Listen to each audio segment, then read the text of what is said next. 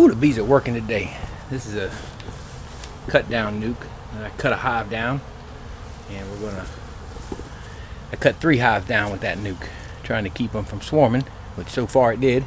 And when that thing makes a good laying queen, and I get a good pattern out of her, and I see she's doing really well, once I know she's a good queen, up for sale.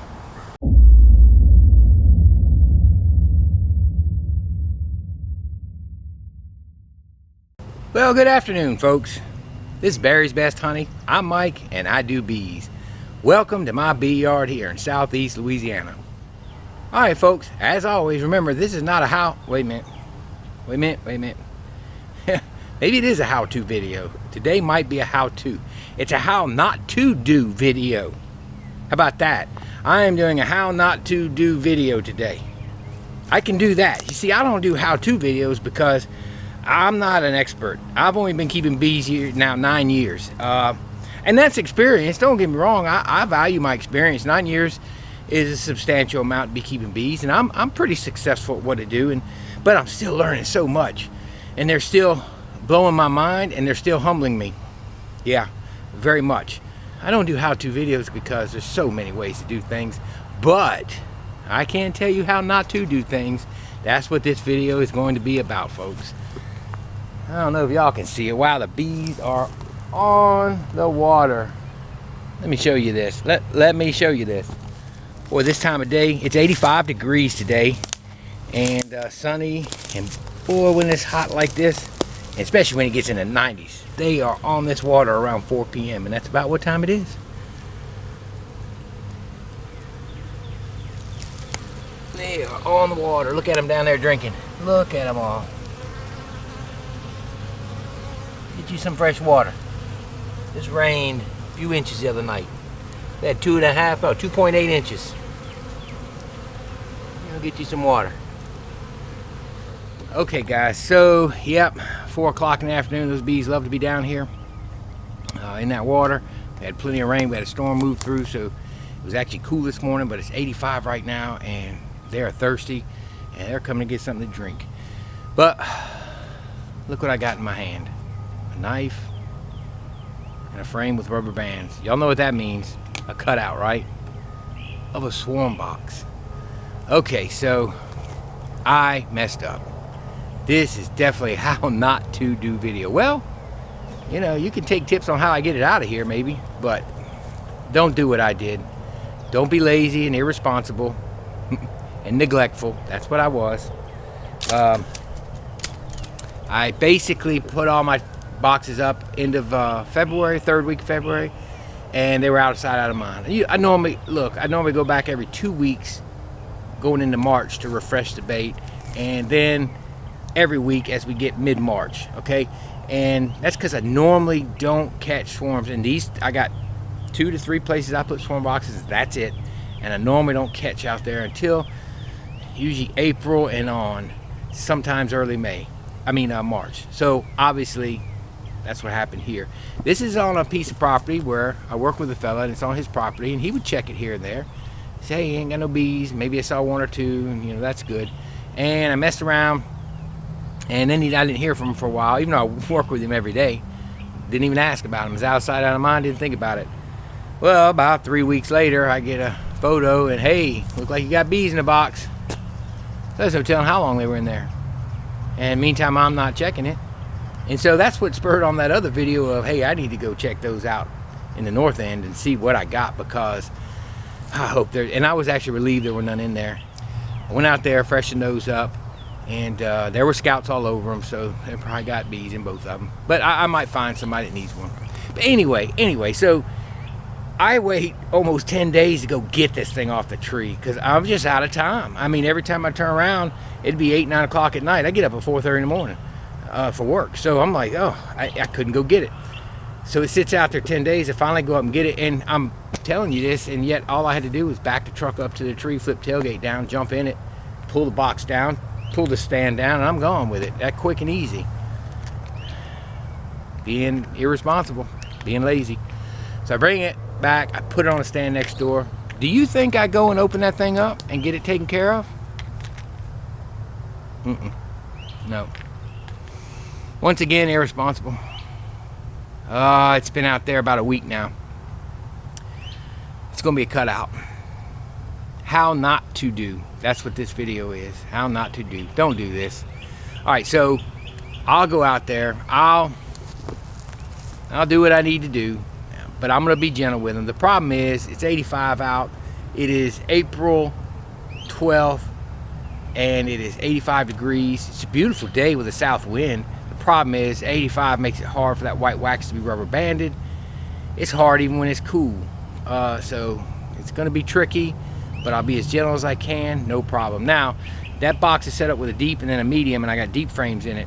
I fully expect, I have no problem with them building on the bottom of those deep frames. You can slice it off and rubber band it, no problem, or get rid of it.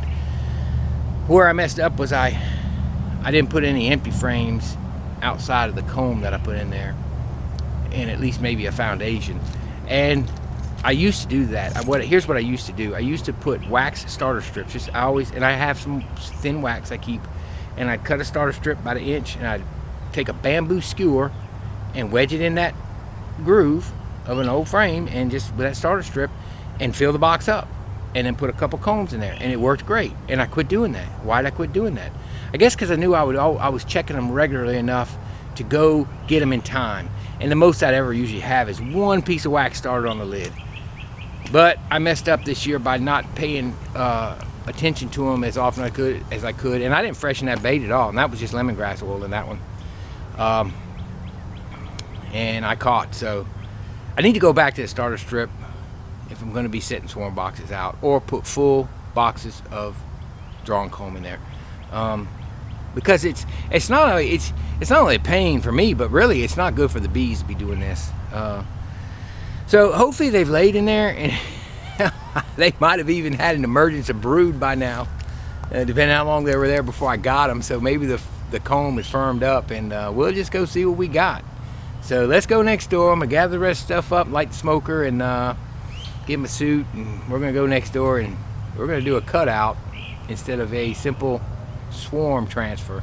And really, the transfer deal, the way I have my boxes set up this year, is all I have to do is slice the comb off the bottom. If I did it right, was slice the comb off the bottoms and take the box and set it on the bottom board. It would be done.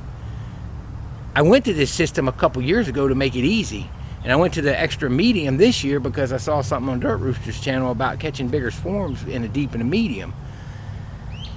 And so I go to this system and I don't even do it the way I have it set up. That's pretty stupid. So how not to do. Let's go.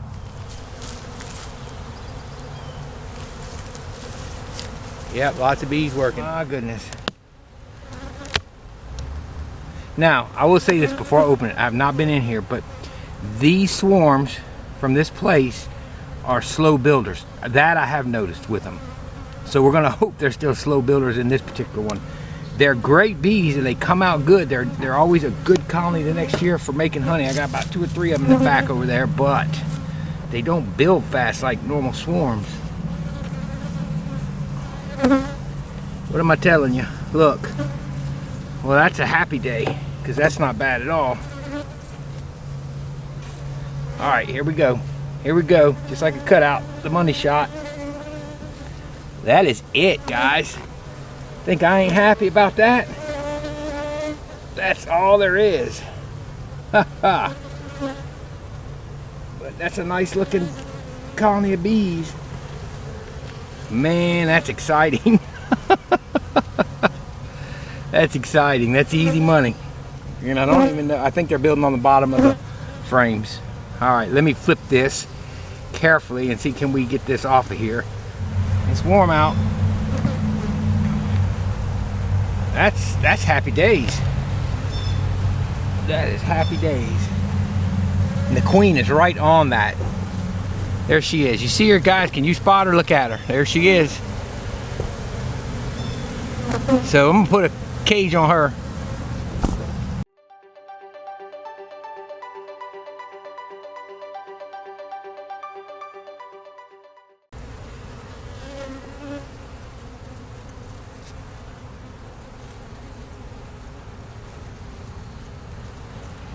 Yeah, she's in there. She's in there. Yeah, I'm getting buzzed by this colony next door, and it's frustrating. All right, well, that's good news.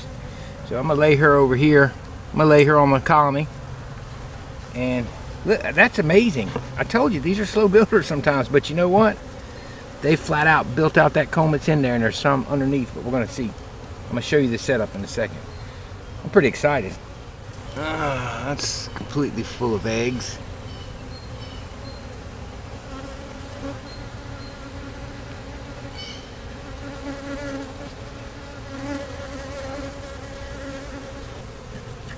I was hoping these bees would head on down, but there's eggs on here. They don't want to. Let me get this on out of here. I won't even rubber band that in. There's no reason to. She's not losing that much out of it. And as I look in this comb, I mean, she hadn't quite started laying on this side. I think this was the side she was on. There's a little bit of nectar in here. And then she's got eggs in the bottom of this. So I'm losing this many eggs. That's not bad. And I've got her some frames. So we'll get some foundation in here, and I'll get a drawn comb in here. Let's see what's in here. Now here's what I got in the box. So yeah, I see comb built under the frames, and that's not an issue. I don't mind that. I'll let you guys down there. All right, going in. See, we got a medium cavity.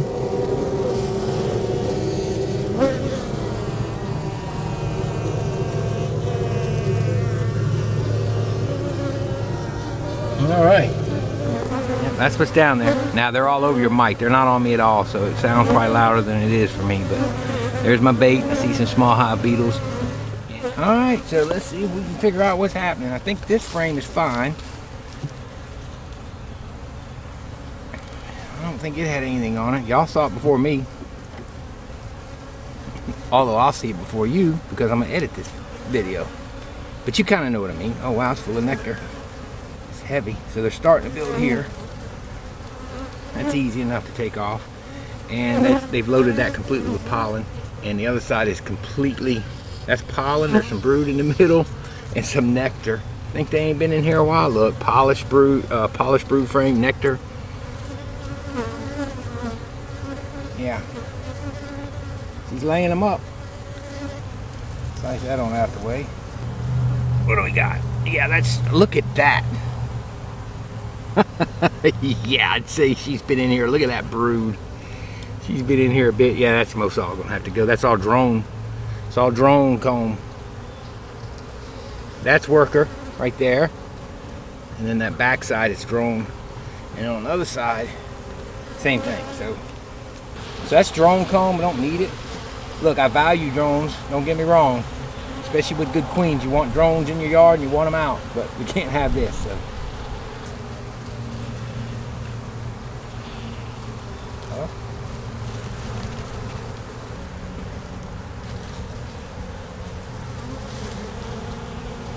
Now you got sometimes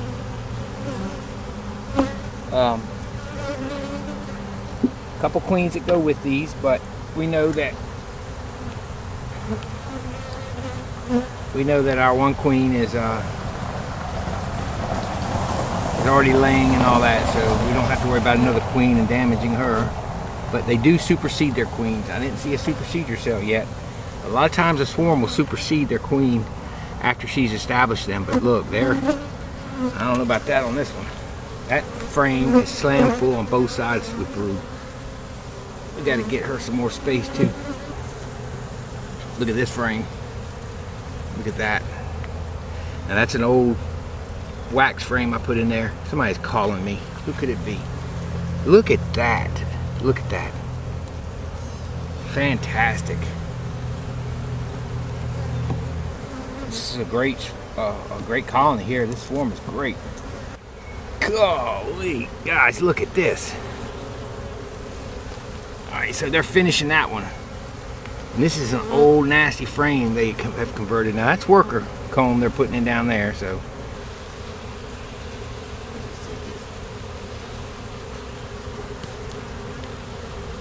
all right, let's get that one out of there. And I don't like having to do this. Alright, bunch of polished cells and pollen in there, but there's so many bees you can't tell. Polished cells again. So we're gonna get her lined out with some frames. We're gonna get that medium off the bottom. We're gonna, instead of letting them go up and down, we're gonna let them go this way instead of this way. So I need to see about some foundation and some comb. Put this one outside. Put that in there. Let's put this here. I don't have to worry about rolling my queen. I got her in a cage. I would love to have these bees into a double in the next 3 weeks.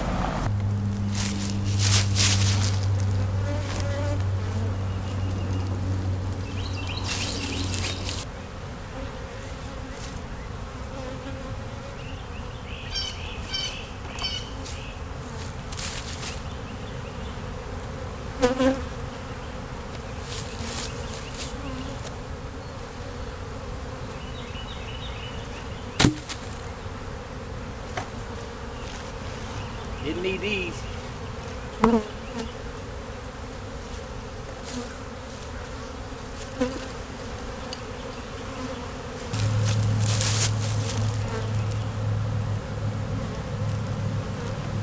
Thing is heavy. Alright, let's watch her. Let's watch her. She's trying to get her head out. There she comes out of the bottom. There's her tail. There's her tail. Get your tail out of there. She went back to the front. She seems to be content in there. They're going in with her. She's not coming out. There she goes. There she goes. Going down in there. Quit talking. There she goes. Quit walking on top. Alright, she's in the colony. It's complete with the queen. She is in the hive.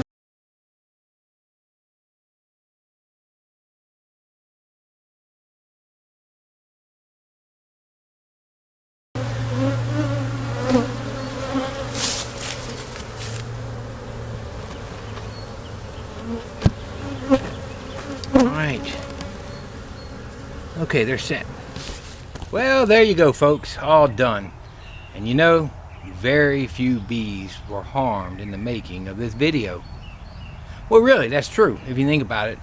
I was so grateful to see those 2 pieces of comb. The stuff on the bottom I fully expected, and even if I fill that box up, I expect that. You know, if I leave it there for a while.